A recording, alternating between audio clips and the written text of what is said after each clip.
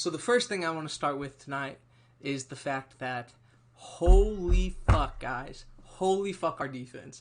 Our defense, and it has looked fantastic all three games, but it is elite. Like I am confident in saying that, in which we have 3 or 4 different lineups where our defense is actually without a single doubt elite. Like top 5 in the NBA.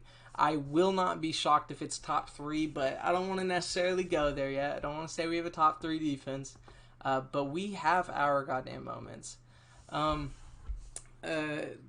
who I was really most impressed with tonight, obviously that goes towards Mikal and Cam. I think Mikal and Cam both showed up in big ways tonight.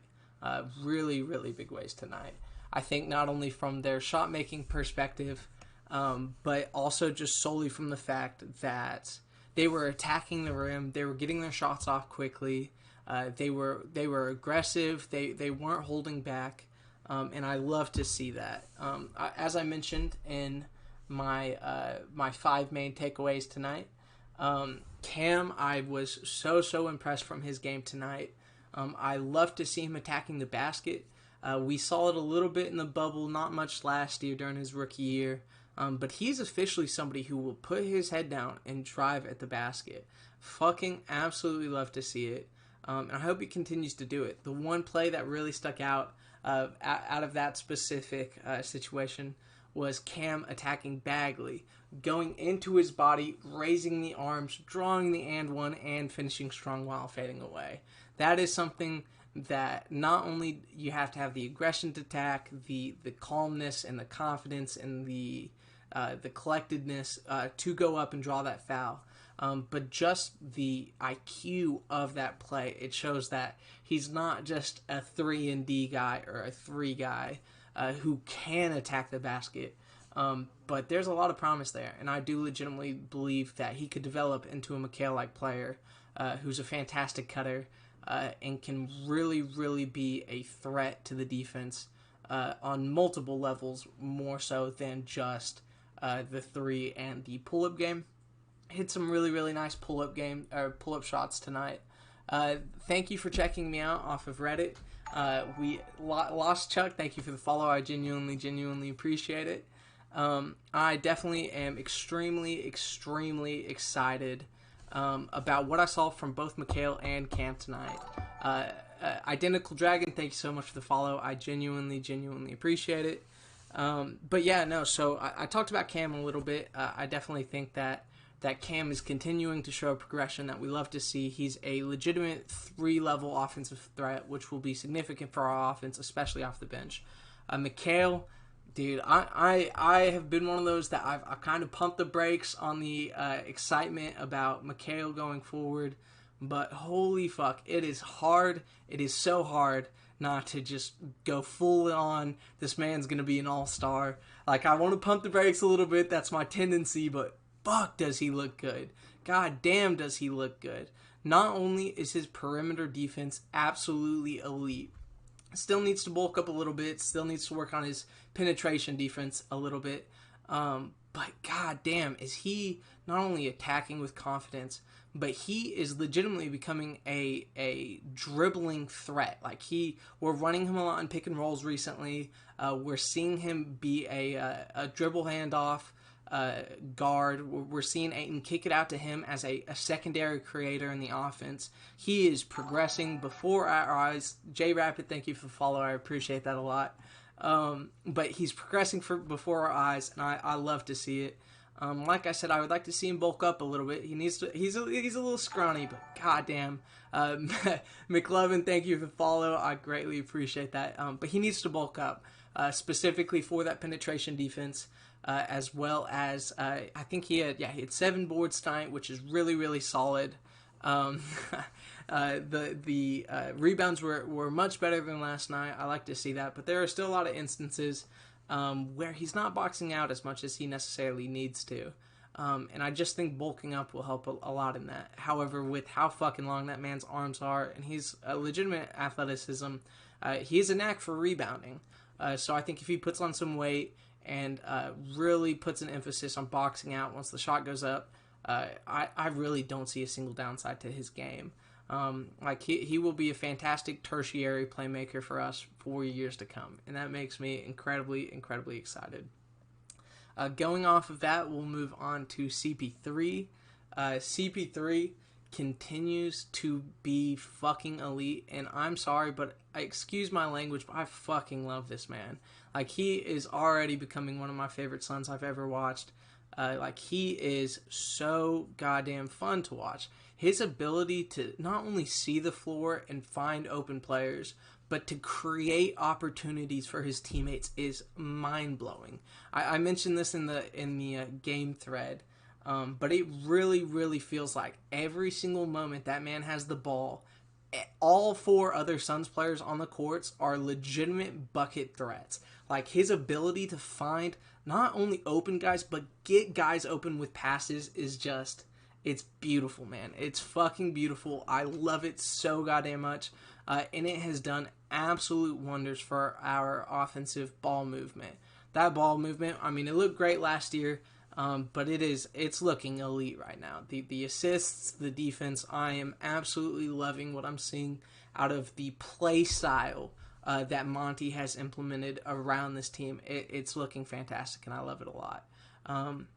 Kind of off CP3 and transitioning to DeAndre Ayton, one of the things that has really stuck out to me in these first three games is Ayton's absolute ability to draw defenders on the pick and roll, which leaves Chris Paul with some of the widest mid-ranges I have seen in a fat minute. That man has all of the room in the entire world to get these mid-range shots off, and a large part of it is because of the Ayton pick and roll. And I love that. I obviously want to continue to see the progression of that CP3 to Ayton connection. But god damn, is he getting a lot of mid-range looks, and that's really just opening up our offense a shitload, especially on a 3-level tier system. Transitioning off of that, Ayton. I get it. Everybody wants Ayton to be the Joel Embiid Jokic. We saw a lot of this after the game last night and into the day. But damn, I really think he looked elite today. And I understand that it is hard to look elite with only 11 points. I understand why people maybe want to see more out of the box score from Ayton.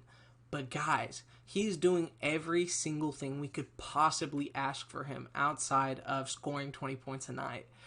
It's one of those things where if you would ask me his rookie year, what would be his biggest problem, it would not be scoring points. It would be the defense and the intangibles and moving the ball. And we are seeing him come full circle on those skills. He has become, if not our third best defender, maybe our second best defender. Like, he is a fantastic, fantastic defender at this point. He had some absolutely amazing contests on Bagley and Holmes out of the mid-range in the post, as well as stepping up early on the contests. He's doing a fantastic job, and I absolutely, absolutely love what I'm seeing out of Ayton. And one of the things that I've emphasized in the first two games is how we're rotating early, which has allowed our perimeter defense to be really good, and it's the reason why we're able to contest a lot of three-point shots. And what that causes is high levels of penetration straight at Ayton, and Ayton has done a fantastic job at handling that. He didn't pick up a lot of fouls tonight, and he contested a lot of shots, and I absolutely love to see that. On top of that, thank you for the follow, Mad Zombie Gaming.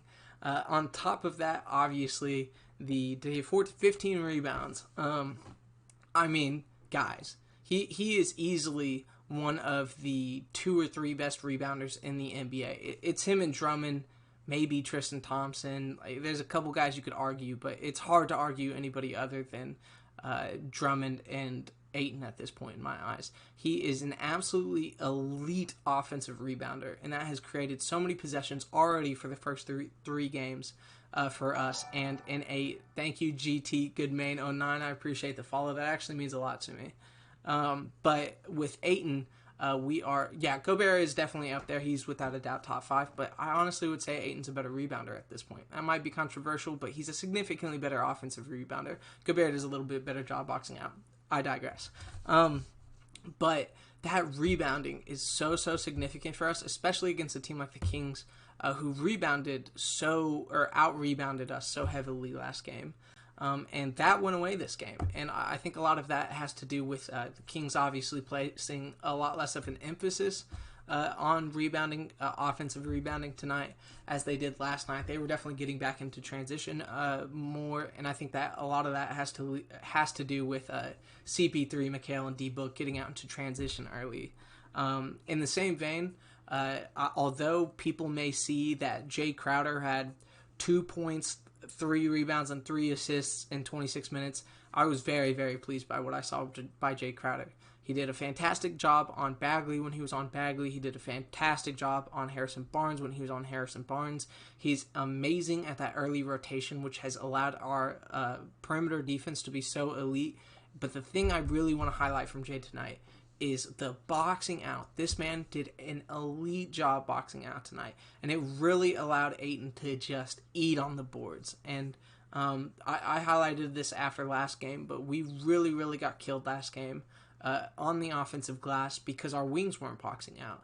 And obviously that was a point of emphasis on Monty after the game last night because, damn, it felt like every single time a ball was going up, Jay was turning and he was putting a body on Barnes or Bagley or Holmes or whoever it was around him.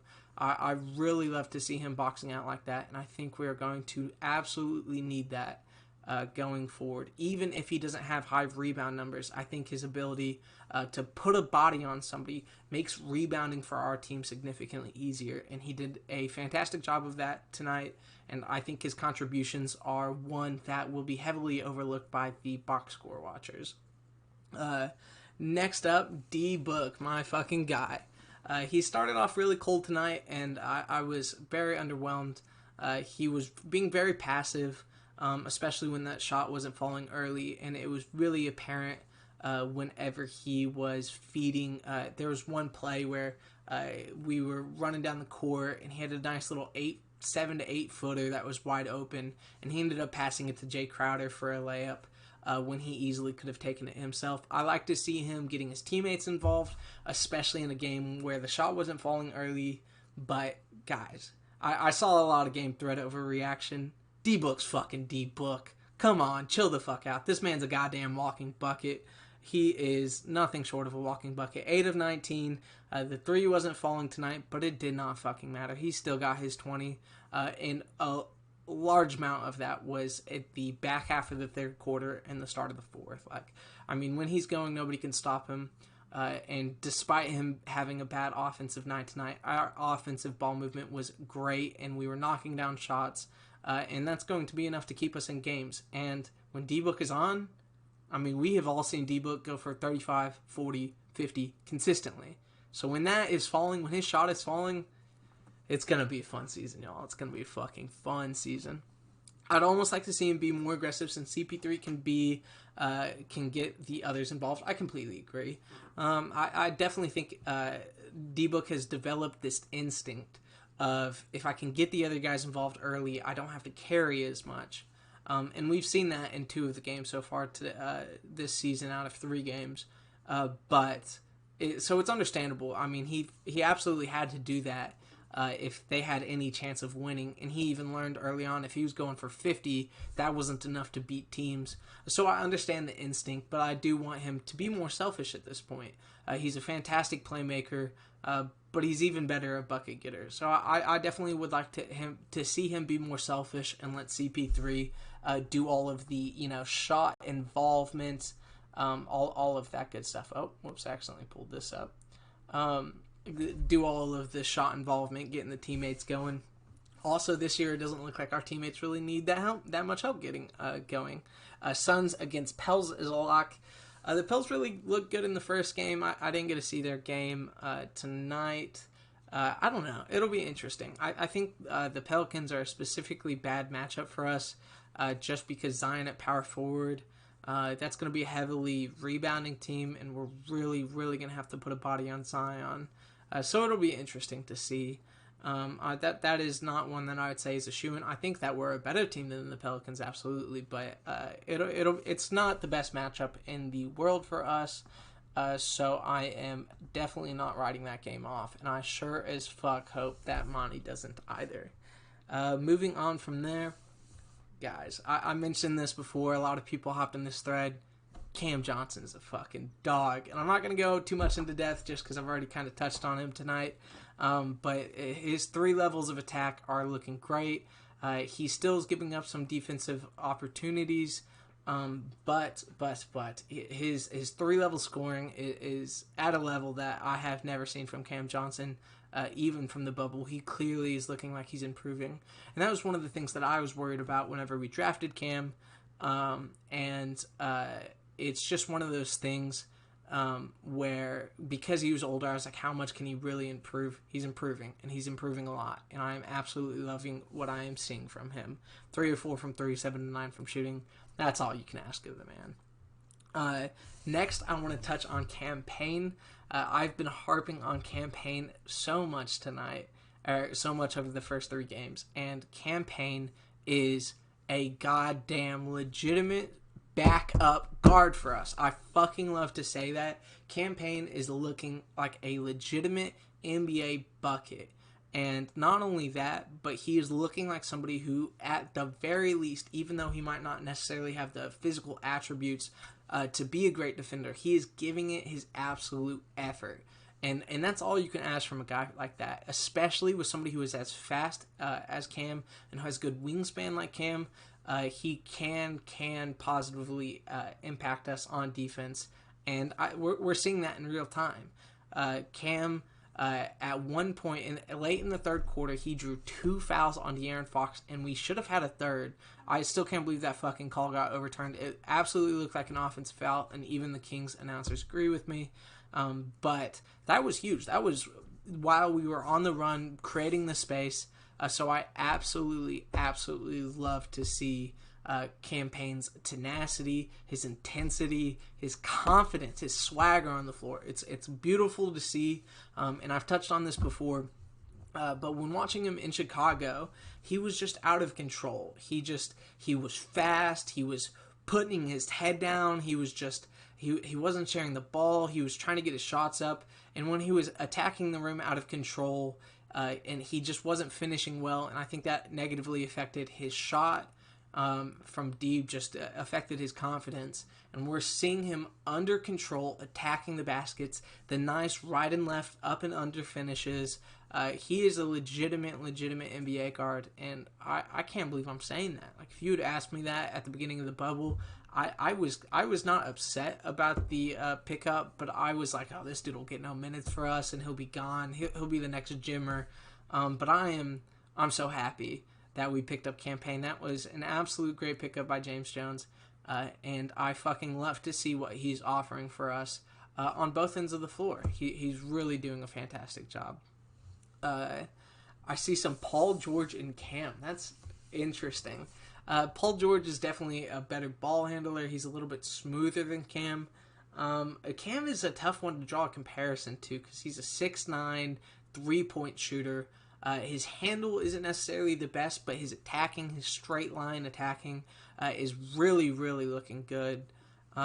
His defense is average. I wouldn't say it's good or great at this point. I think he can handle small forwards pretty well, especially the slower Harrison Barnes types. It's really tough to come up with comparison with him at this point. I'm kind of really struggling with that. I would not say Paul George. I think there's more Paul George and McHale, and I would not compare McHale to Paul George either. It's absurd how Cam Payne looks. I cannot agree more after his weird career. Like I said, I think a lot of it is confidence. I think so often he was just so desperate to create that he was driving out of control towards the basket, and he's really brought that in. And I think not only the attack, but the aggressiveness on the attack, but the confidence has made the world of a difference for him. So I absolutely love to see it. So weird having a very good backup point guard after the last few years. You're telling me that you miss Mike James or Tyler Ulis or fucking Isaiah Cannon or Elfrid Payton or, God, I don't even want to continue that line of thought. Your thoughts on the free throw disparity through the past 3 games? I swear the Suns get no calls at all. Obviously, there are a lot of calls that the free throws are leaving on the board. That is quite frustrating to watch at times. However, I do think we're getting more calls than we have in the past few years. We started getting more calls last year than the years before. But one thing that has really been apparent to me is that we're starting to really get offensive foul calls against the other team called on our behalf. And that's something that we really haven't gotten a lot of in the past few years. And we've gotten 4 or 5 every single game so far this year. So the free throw disparity is not great. I definitely want to continue to see us attacking the basket and forcing the contact and forcing the refs to make those calls. And obviously the refs are not favoring us, and that's not good. But comparative to the last few years, I do think it is improving. And with Chris Paul on our team, I only think that will continue. The real person who's been getting fucked by the free throw disparity is D Book. There have been a lot of calls that he has not necessarily gotten, which he has every right to express his frustration. So, it's one of those things where obviously I wish it were better, but it could be worse. So, it's one of those things. It's a give or take kind of thing for sure. After campaign, my fucking guy, Frank the goddamn Tank. 11, 2-2, 5-10 shooting, and he knocked down a 3 at the end there. Watching Frank Kaminsky, hey man, if you'd like a call-in guest, I'd love to join you. I actually have definitely been planning on trying to set something up like that for future post games. I will be doing this on every single Suns game that I watch, and there's no chance that I watch less than 65. So we'll definitely try to implement something like that. I definitely want to get my bearing on these first, though. But Frank, yes, Frank the Tank, he looked fantastic tonight. He didn't even look fantastic. He looked very good. And very good is a significant difference from Damian Jones. Goddamn, is it beautiful to see an egg next to Damian Jones. Oh, he got 1 minute there at the very end. I was busy writing up my main takeaways.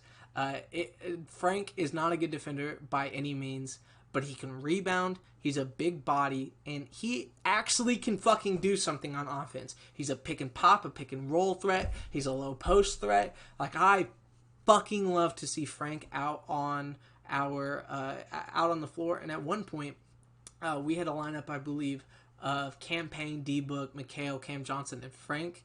And we went on like a 15-2 run, or 15-4 run, or something like that.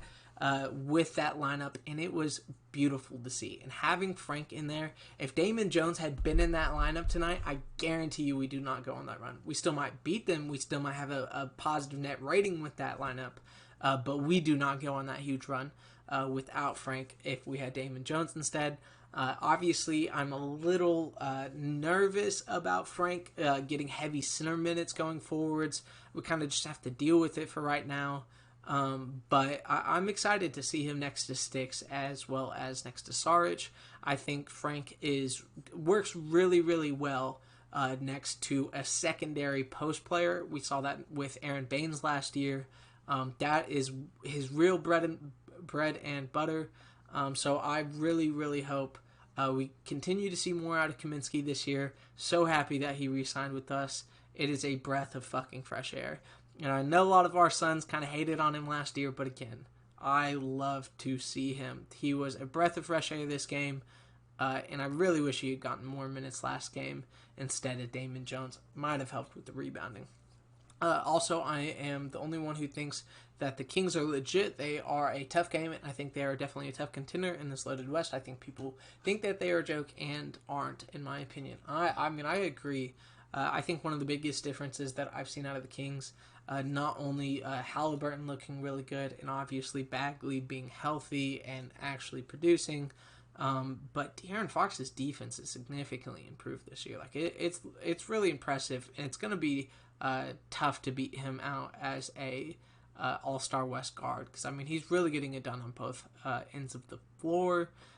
With the Kings, it's one of those things where I'm definitely not betting on them to make the playoffs, but I sure as fuck don't want to face them in a play-in game. That is for goddamn sure. I think we'll beat them in a play-in game, but I don't want to leave that up to chance. I definitely think they'll be in that 9th, 10th seed contention, just one piece away. I think they're improved from last year, and I thought they were good last year. I mean, they were obviously a bubble team, but I do think they're at least one piece away. Frank was big tonight. Loved that pass to Book at the end of the third with the time ticking down. That's one of those things where Frank is not a fantastic passer, but he's at least an average passing big, and having that continues to open up our offense and will continue to help us in those bench minutes going forward. I completely agree. I loved his effort tonight. He actually looked pretty solid defensively, even though I don't necessarily expect that going forward. He was a big body to put against Hassan, who is not exactly the best NBA player, especially when he's playing somebody who is a big body. But I am so happy that Frank's getting real minutes, and I hope he continues to get real minutes, especially when Sarge is out. See a lot of Suns fans talking trash about losing to the Kings. These guys are really good this year, especially the way Walton has them playing. I mean, I agree. They're definitely a very good team, and I won't be shocked if they finish near 500. I do think they're a legitimate team. I do think that they would probably be a playoff team in the East.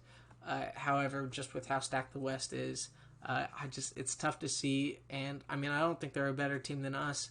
I really think taking both games combined, after we adjusted to them, I think we clearly showed that we have more talent on our roster tonight.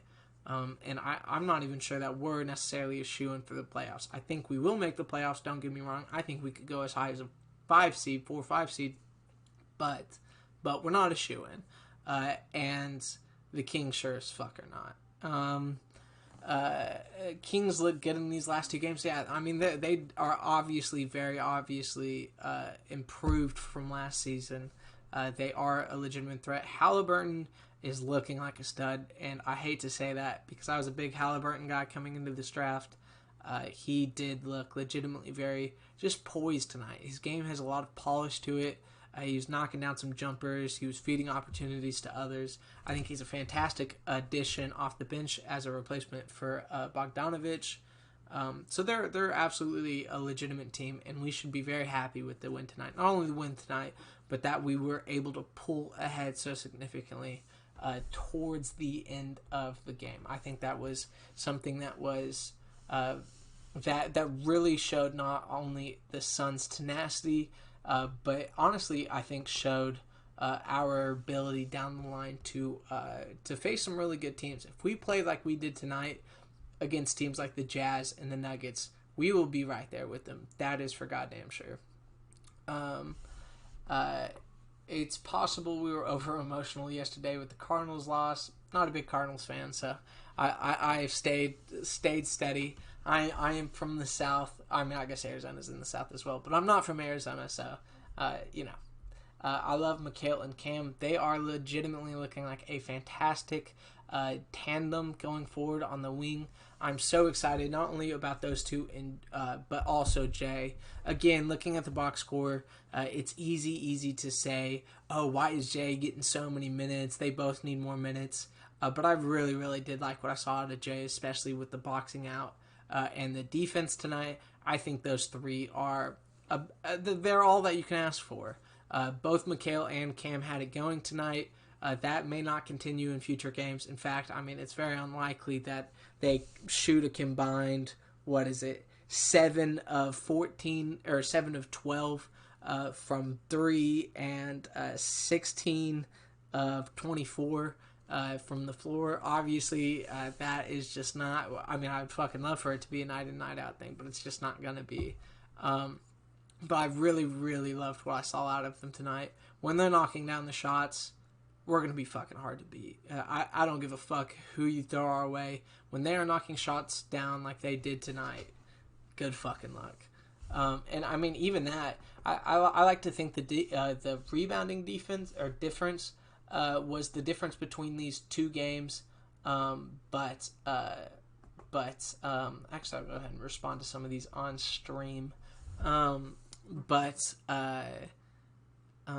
It's just one of those things where if they had been knocking down their shots like this last game, then they wouldn't have had a chance. I wouldn't call Ayton's game elite, but he did well tonight.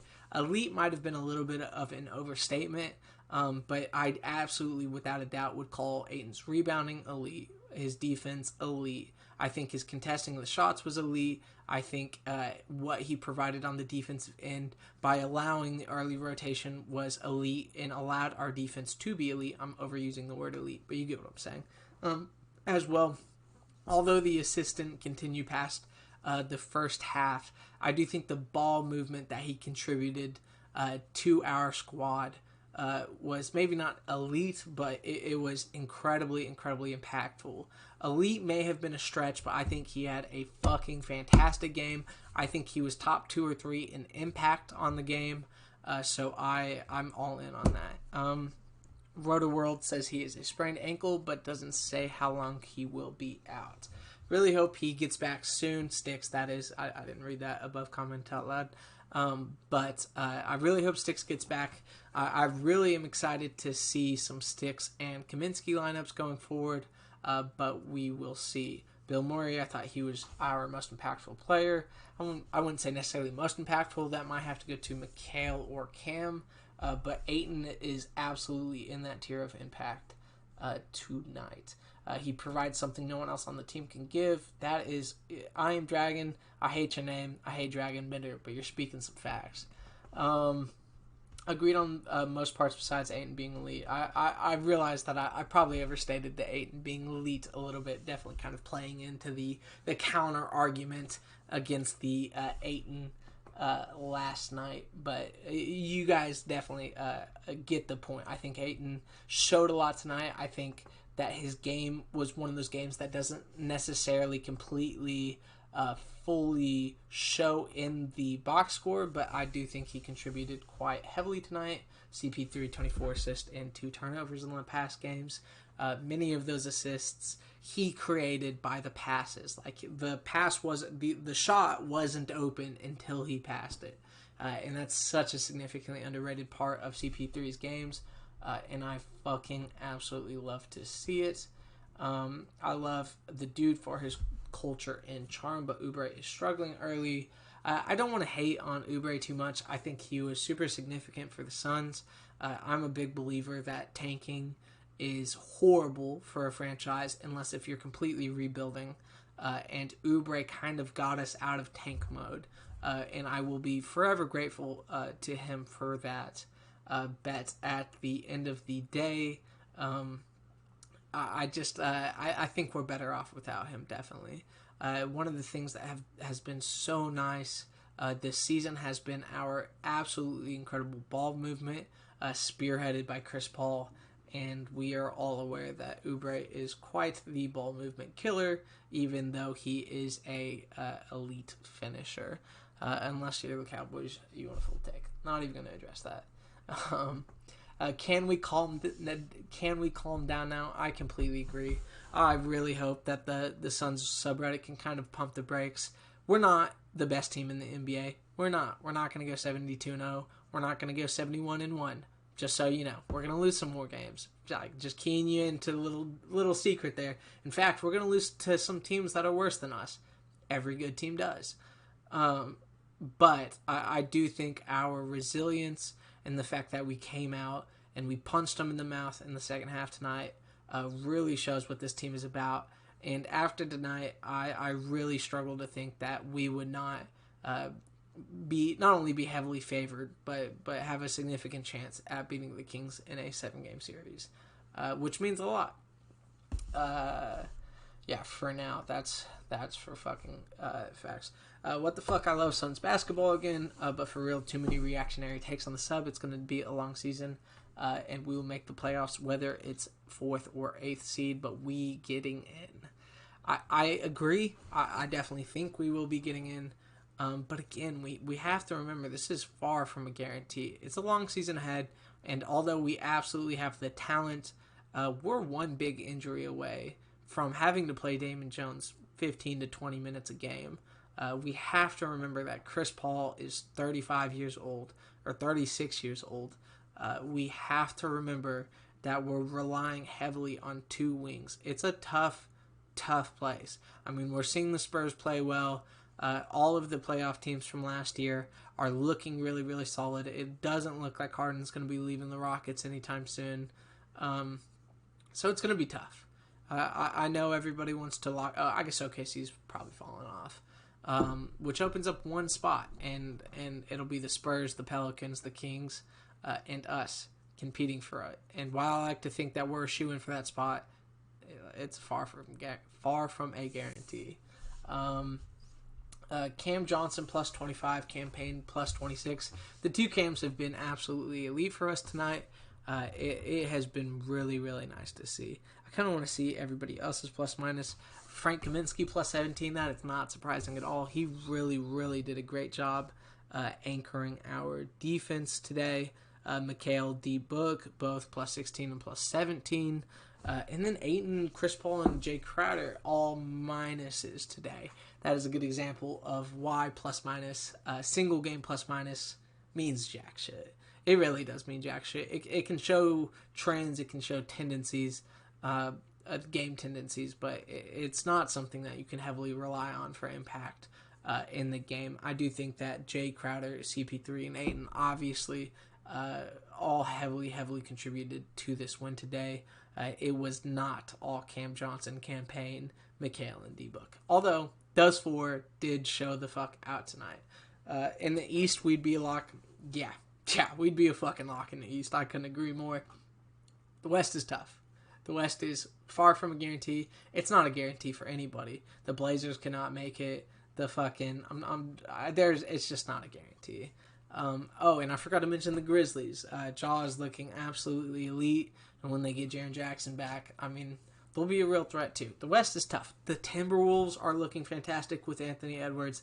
I just want us to pump the brakes. Obviously, playoffs are the expectation. That's what we hope to get. That's what we expect. But it's far from a guarantee. And if we try to pretend that a West playoff spot is a guarantee, it's going to be fucking sickening if we fall short. And then the 8 and takes will be god awful. And anyways, I don't want to even go there. I do think that we will be a playoff team. Do not get me wrong. We do need some more cams. Apparently cams on the Suns are just fucking great. Ayton was terrific tonight. He was obviously a defensive problem for the other team, but he really opens the perimeter for the wings with his rolls. His gravity on rolls this year have been kind of fucking nuts. Granted, we played the Kings twice, so maybe it's just primarily against the Kings. But the Kings were paying heavy attention to the Ayton rolls tonight. Which, like I said, we're just opening up CP3 for the absolute wide open mid-range shots. And we even saw that a little bit with D-Book and Mikhail tonight. I think they both got at least one mid-range shot out of the pick and roll with Ayton just because the defender dropped back. So we're seeing that a lot tonight, and teams will adjust to that, and we'll see more CP3 feeds to Ayton on the roll. I'm feeling great about Ayton's gravity and the impact on the game that we'll have, especially next to CP3 going forward, who's getting a tons of rebounds. Like I said, one of the best rebounders in the league. Easily, there's no argument that he's not a top 5 rebounder in the league at this point. I think it's incredibly hard to argue that he's not a top 3 rebounder, and to me, he's the second best rebounder in the league behind Drummond, and is a better rebounder at this age than Drummond was. And I mean, Drummond is a god tier rebounder. He's probably the single best rebounder of this generation, and I think Ayton has that kind of potential. And people forget how significantly rebounding can have on the game, even though you definitely want more than just rebounding from your bigs. I kind of think 2 of the 3 out of the Suns, Spurs, or Pelicans will make the playoffs, and the Rockets and Thunder will drop out. If the Rockets trade Harden, I agree. If they don't, no. Harden's too fucking good. I'm sorry. I'm sick of NBA fans underrating Harden. I mean, the man literally dropped 44 and 17 the other night. He's looking like one of the 3 or 4 best players in the NBA. I'm not saying he is one of the 3 or 4 best players in the NBA, but he's not missing the playoffs. I don't believe it. He has a solid enough core around him. Christian Wood looked great last night. Eric Gordon's still a really solid player. PJ Tucker's still a really solid player. The Rockets are good enough with Harden to make the playoffs. If they trade Harden, then it's anybody's game. If they trade Harden, I absolutely expect the Rockets to fall out of that playoff spot and it to be one of the 2 two of the Suns, Spurs, and Pelicans. I would throw the Timberwolves in there at this point. D'Lo, Rubio, Cat, and Anthony Edwards are looking like a legitimate West threat. I don't think they'll be a playoff team, but I definitely think that they will be pushing it at some point. This team going to be crazy when Crowder starts hitting shots. I completely agree. Like I said, he's contributing quite heavily, even without putting up box score statistics. I love to see what he's contributing on defense as well as boxing out and rebounding. So when that shot starts falling, it's going to be tough to beat us. Even if Mikal and Cam aren't hitting 70% field goal and 70% three-point shooting, once that J shot starts falling, it'll be game. It'll be game, set, and match. Okay, so if you're Monty, would you have kept rolling with DA or switched with Frank there? Thoughts on that? It played out well.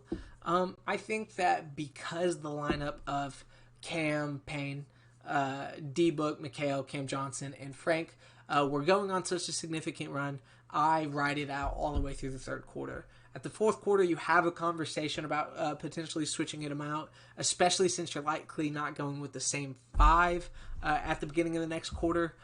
So I probably, at the start of the next quarter, would have gone with Ayton, but I would have absolutely stayed with Frank throughout the entire the back half of the third quarter. When a lineup is hot, you keep them in, and then once the quarter is over, you readjust. Because obviously, we don't want those guys playing significant minutes, especially if you want a guy like D-Book and Mikal closing out the fourth quarter.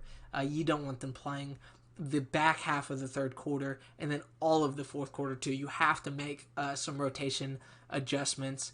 However, I would quickly go back to Kaminsky. So, scorching hot take, the Nuggets or Jazz will drop out as well. I don't know if that's spicy as much as dumb. Hayden, you're my guy, but the Nuggets are not dropping out. The Jazz, maybe, I guess. But, I mean, they took the Nuggets to 7 without Bogdanovich. Mike Conley is looking really, really solid. I do not even remotely expect either of those teams to fall out. They might fall in seeding this year, but I have... and you said scorching hot take, so it's understandable. But I don't even remotely agree with you on that take. But, we'll see. We'll see. Oh, wow, somebody posted the Suns win video. I love to see that. I absolutely love to see it. Off game for Booker. This team is solid. That's one of the things that I saw tonight. We had a few games like this last year, but they were few and far between.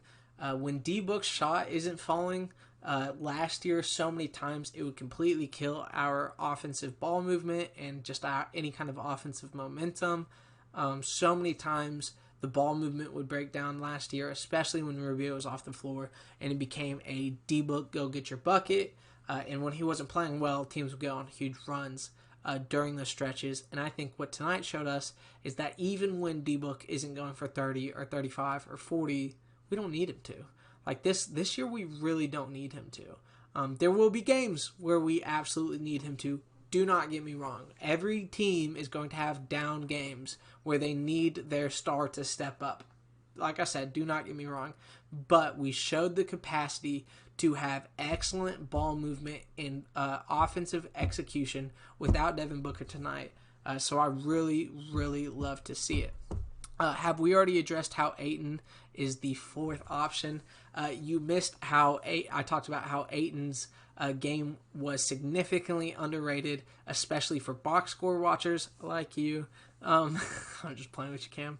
But he really did play very, very well tonight. His rebounding, his defense, and his ball movement was fucking huge. The Kings still clamped down on him heavily. His gravity is fucking insane, and it allowed some goddamn wide open 3-point shots for Mikal and Cam tonight. And they both had 20 apiece. And I don't know if that... let me rephrase that. That doesn't happen without Ayton down low and the gravity that Ayton already has. So I do think Ayton played very well tonight, even though he just had 11 points. Again, if you just looked at the box score, you wouldn't think so. But I absolutely think he was a top 2 or 3 player on our team tonight. I appreciate the lurk, no fucks.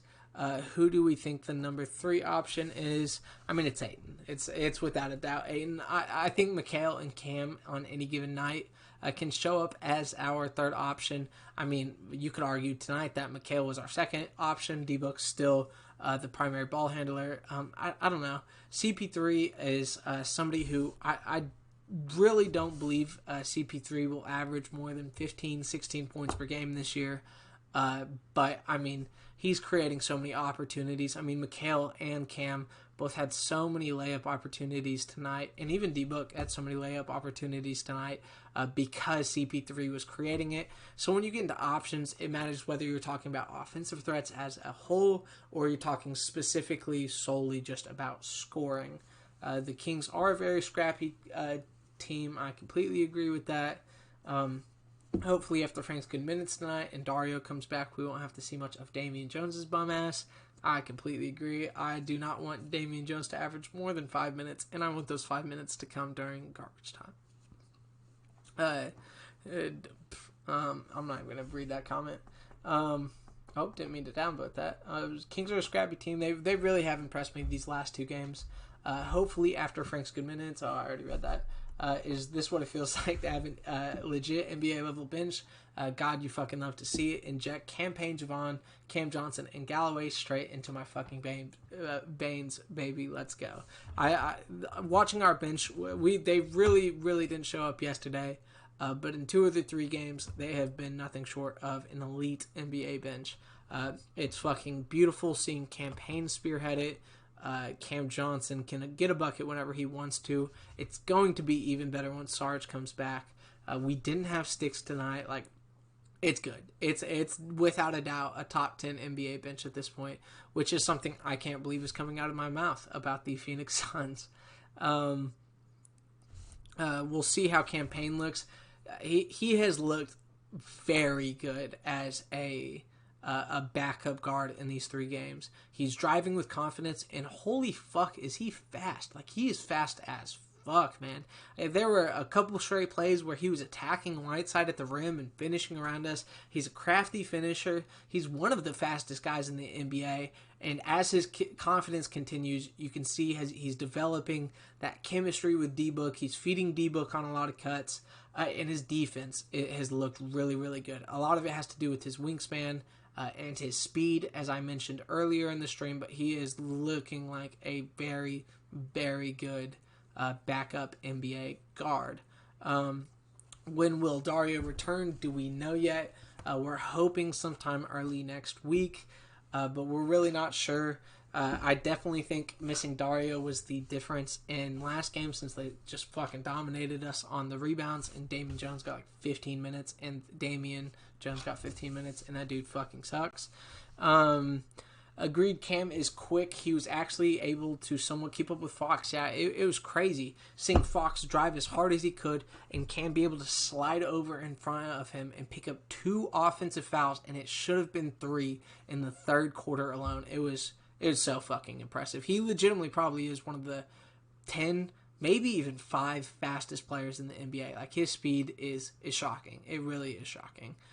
Do you want Cam Johnson or Crowder in the crunch time lineup? It's one of those where it's tough not to say Jay Crowder, just because he's been there before. He's proven it. He was in the crunch time lineup for the Heat. So it's kind of one of those things where I think Cam Johnson has to prove that it is his before we go away from Jay Crowder. But Cam's fucking proven it. He's beginning to prove it. I think that it's Jay's for at least 10 games. But Cam is really showing the fuck out. And it's going to be tough to go away from him. I think it's really going to be dependent on the team that we play. I think against a team like the Kings, who have Bagley at power forward, we definitely need to lean towards Jay, because he did a fantastic job guarding Bagley tonight, especially in the 3rd quarter and at the end of the 2nd quarter. However, once against the Pelicans, it'll definitely be Jay. Like, I mean, Cam's not guarding Zion in crunch time. But I do think against teams that run wings at power forward, even like the Rockets, I definitely am very okay with running Cam in crunch time. So yeah, we have gone through all of the individual players as well as the overall theme and what I think this game could mean going forward. I am going to transition to the notes that I took throughout the game. A lot of it is kind of going to reiterate the primary points that I've made throughout the stream so far, but with more specific examples. So early on in the first quarter, I love to see Mikhail and CP3 getting their mid-range game going. It really, really helped our offense get into a groove, especially after a little bit of a slow start. Not a slow start like yesterday, but seeing us getting into the mid-range and getting good open mid-range shots instead of just settling for three-pointers, it really helped our offense get into a groove and really get the ball rolling. I think we finished the first quarter down 2, despite at one point being down 8 or 10. So I love to see us attacking the mid-range and really opening up the offense going forward rather than just coming out and shooting a bunch of threes like the Mavs. Ayton knocking down the 3 tonight. I didn't touch on that at all. He went 1 for 2 from 3 tonight. Love to see the quick trigger. When he caught that, a lot of Ayton threes in the bubbles, he would catch it. He would face up. He would pivot towards and face up. He would look. He would realize the defender was back, and then he would pull it. It would be about a second and a half time difference between the time that he caught it and the time he shot it. Tonight on his 3-point shot make, he caught it and immediately went up with it, which I absolutely love to see. I love the confidence from the big man. The stroke is looking beautiful, and I want to see at least, at minimum, 1 3-point shot a game out of Ayton going forward. I mean, he drained that one, so there, in my opinion, there's no reason for him not. The Mavs were kind of playing him off of the 3-point line in the first game, and I was just dying for him to take that 3-point shot, and he took it tonight, and I absolutely love to see it. CP3. So one thing that, like, I mean, I'm a fan of CP3. I've been a fan of CP3, so this is nothing new, but something that's just beautiful to see in a Suns jersey is seeing a true 6-foot guard have such great post defense. I don't understand it. He had back-to-back possessions, one on Bagley and one on Barnes, in the post. One where he stripped Barnes, and then the next possession he drew an offensive foul on Bagley, both in the posts. And that allows us a lot of defensive malleability, especially with our switches and rotations. That's huge for us. And I just love to see a little man who knows what he's doing on post defense. And it really shows that post defense is not just about height and strength, but it's also about just basketball intelligence. And Chris Paul is just fucking overflowing with basketball intelligence. Okay, I thought somebody had commented. Kings not being nearly as aggressive on the offensive glass could bode well for us since they killed us on the rebounds last night. That was definitely something that I was surprised by. Like I said, I definitely think an element of that is us running the fast break a lot early on, so they didn't want to overuse the offensive rebounding. Also with that, I think that Jay Crowder continually putting a body on somebody on the offensive glass really, really had an impact on the Kings' aggressiveness on the offensive board, which is the thing that killed us last night. That alone was the difference in the game last night. And they weren't nearly as aggressive tonight. And even when they were, in the moments where they were, Crowder was there to box out. And that was the difference between a 3-point loss last night and a 20-point win tonight. I know it was talked about earlier, but just to confirm, we outshot 58-24 from free throw line these last 2 games against the Kings. That is crazy to me. Yeah, the free throw disparity is Spurs Pelicans. Yeah, that's tough. Yeah, the Suns definitely aren't getting the offensive calls that they necessarily should, but we've never gotten the offensive calls that we should. We are not a team that was well respected by the refs. I mean, a couple of years ago, we were just an incredibly young team that fouled a bunch. We're starting to get a lot of offensive foul calls against the other team, like getting them on defense, which has been really nice and has been a significant improvement. So I do think the reffing is continuing to improve, but the free throw disparity obviously hurts. And D-Book's not getting the calls that I wish he was in these two games. There have been a handful of drives where he's been hit pretty significantly on the drives, and just they haven't called anything. But yeah, I mean, it might have something to do with the small markets. I wouldn't be shocked. Like I said, the refs have not exactly loved the Suns over the last few years, and even though we're still kind of getting shafted by the refs, it is improving. We're going from getting royally fucked by the refs to just having a bad free throw disparity. So, could be worse. And I do think with CP3, that will be something that continues to improve over the course of this season.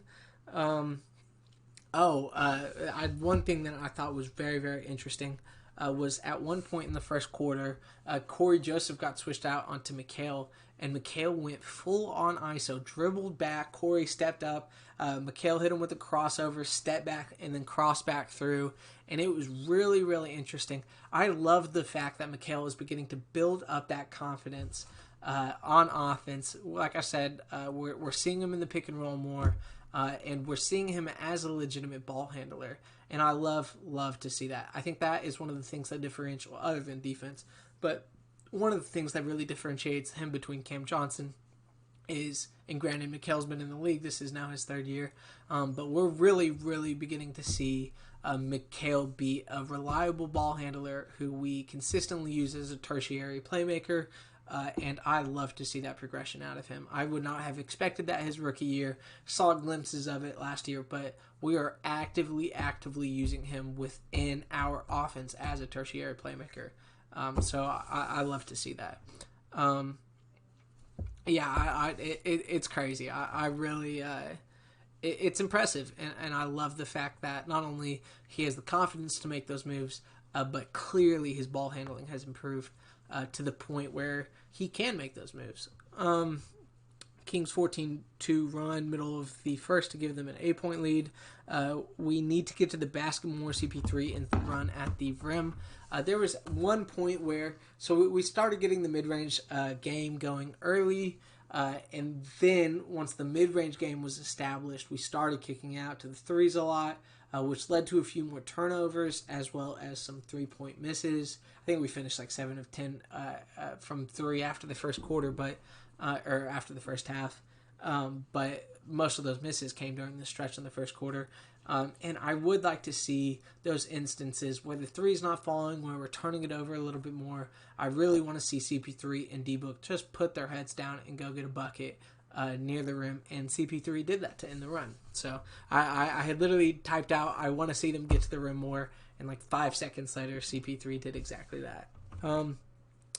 I love to see the entry passes from Ayton. There were quite a few plays. I'm not a huge fan of using Ayton up 18 feet to the three-point line, catching and facing away from the basket. I've never been a fan from that. But there were a lot of instances early in the first where he caught it, he faced the basket, and a cutter went, and he fed the cutter. And I'd love to see that. I really, really think that Ayton is an underrated passer to the average NBA fan. I think his ability as a passer and his court vision is significantly underrated. We saw it last night, even though it didn't result in the assist last night. It did lead to some fantastic ball movement and quite a few hockey assists. And I think tonight he finished with 4, maybe 5 assists. But I would not be shocked if he had another 5 hockey assists or so. His passing ability is really, really contributing to the fantastic ball movement that we are seeing from the Suns. Payne Kaminsky and Cam Johnson were the first 3 to check in at the beginning of the first quarter. I definitely thought that was interesting. I've noted in both of my first 2 streams that I thought it was interesting that Cam Payne was the first guard off the bench and how he has proven Monty right in both of those games.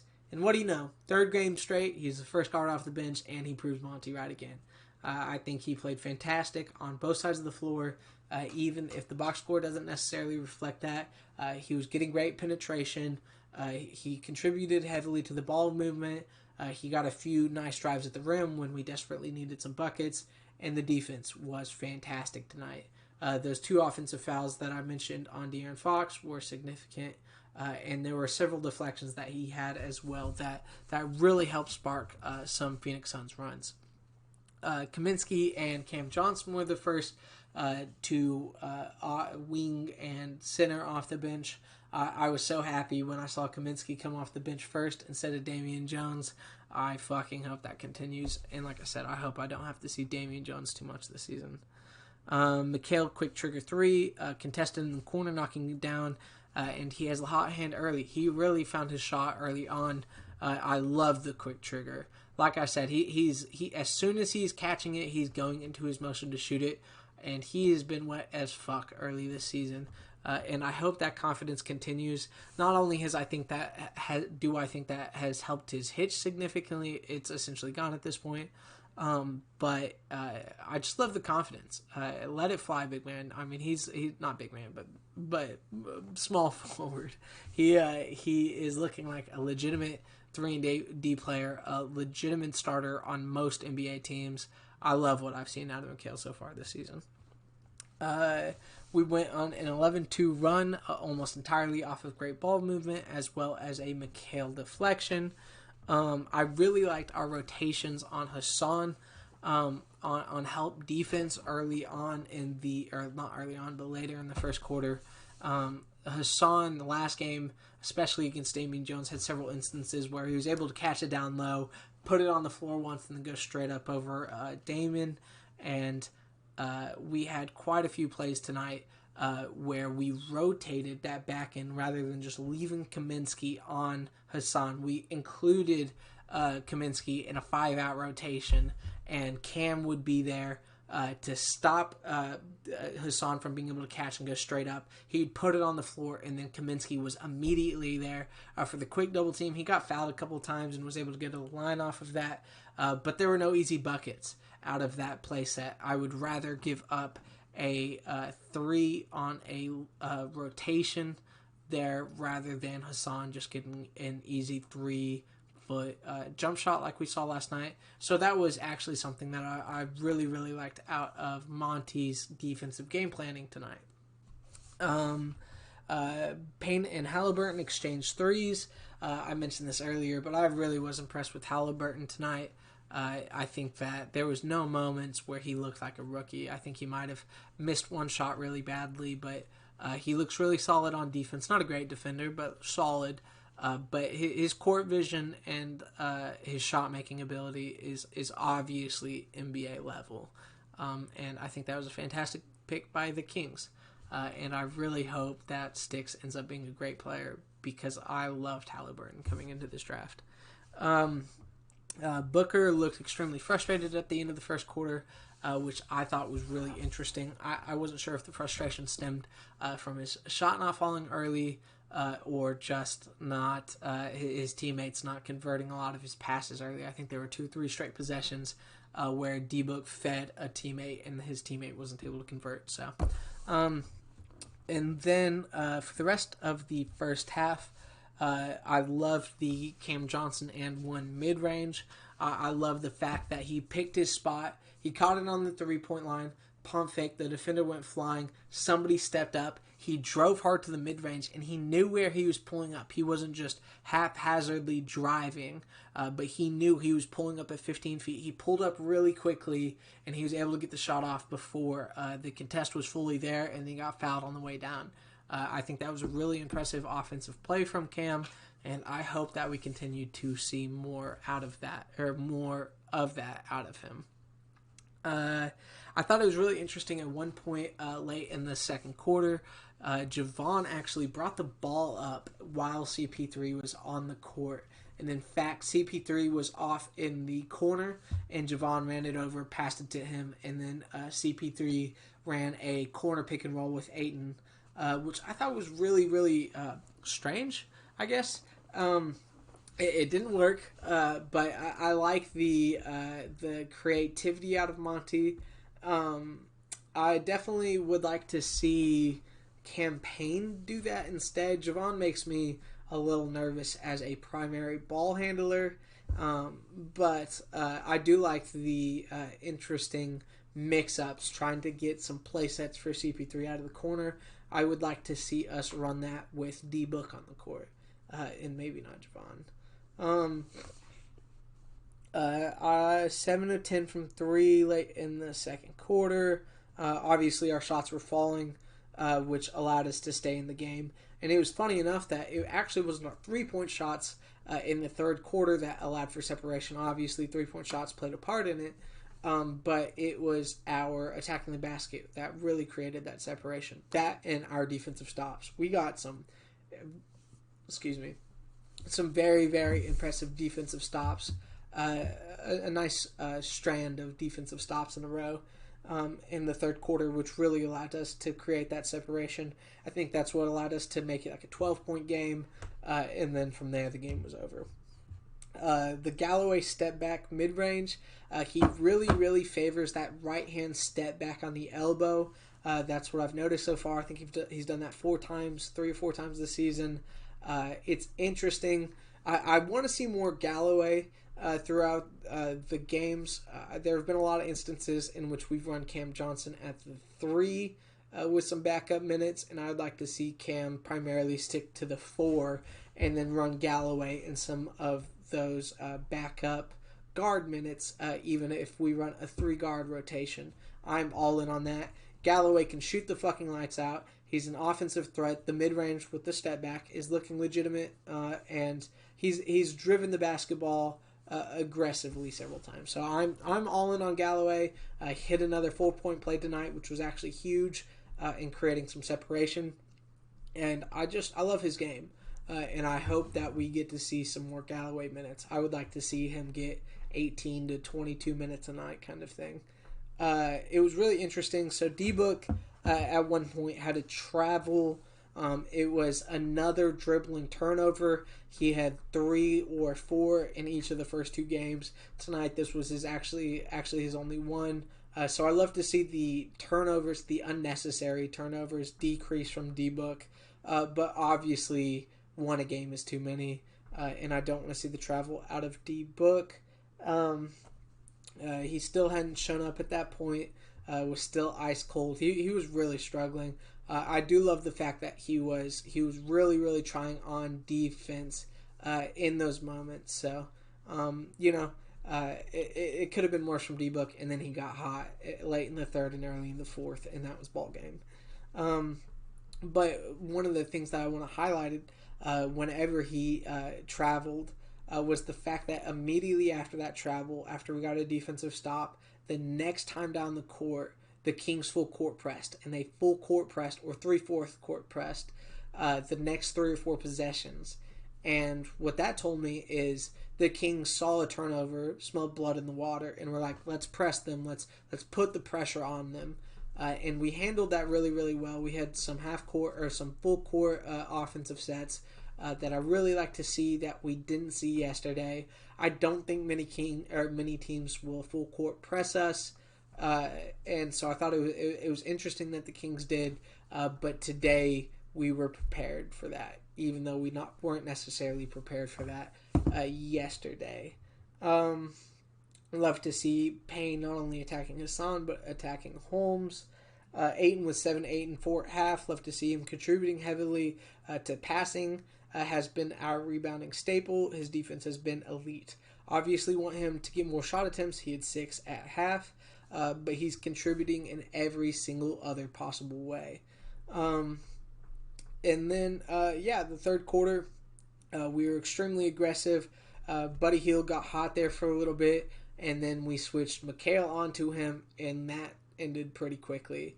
Buddy actually kind of cooked Cam a handful of times, which I wasn't in love with. I definitely think that Cam struggles against kind of shifty scoring guards, which is why I'm not a huge fan of him getting small forward minutes. I think he can definitely get small forward minutes against a guy like Harrison Barnes or even maybe like a Terrence Ross.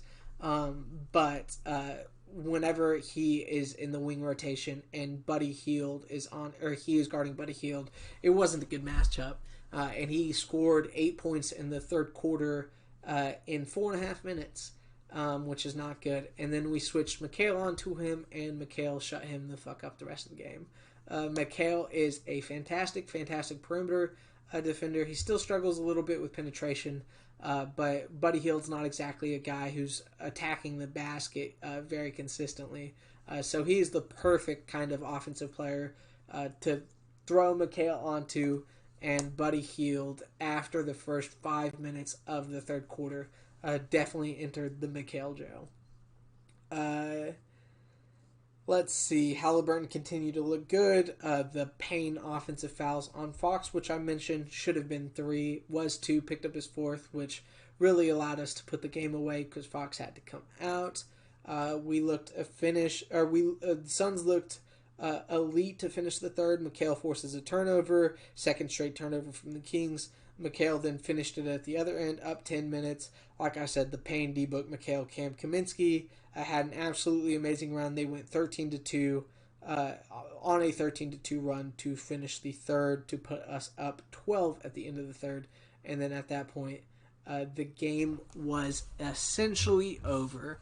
In the fourth quarter, CP3 continued to feed Ayton. The Suns' defense absolutely locked the fuck up. We were looking great on defense at the end of the third, and that did not let up at all in the fourth. McHale really strong. Finished the game strong. Finished around the baskets. I think he got another 3 off in the fourth quarter. But really, it ended with D-Book just kind of putting the game away. When our defense is playing like this, when we have this kind of ball movement, if D-Book's shots are falling, we're going to be a fucking tough team to beat. And I would say that as long as we can kind of have this perimeter defense and keep Ayton out of foul trouble, then good luck, good fucking luck. On that note, I have gone all the way through my notes, and I have talked about pretty much everything I want to tonight. I am looking forward to the game on Tuesday against the Pelicans. I will definitely be doing this again for that. We'll have a nice write-up for that as well. And on that note, thank you so much for checking out the stream. I genuinely appreciate y'all hopping on and continually giving me feedback, as well as being active in the chat. That means a lot to me. I will catch y'all on Tuesday.